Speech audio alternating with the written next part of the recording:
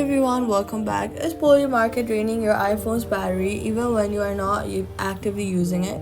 Here are two settings changes that stop the background drain completely. First, go to your settings app and then scroll down to find Polymarket in the list of apps or just directly search for it. Once you find it, tap on it and find background app refresh. Turn it off.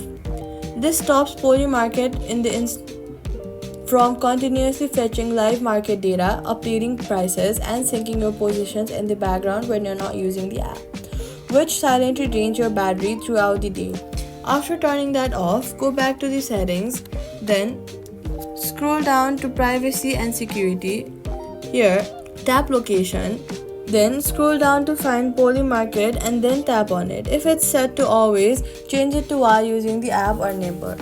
A prediction market app does not need your GPS location continuously. If it's set to always, it is using your location in the background all day, which burns through battery fast.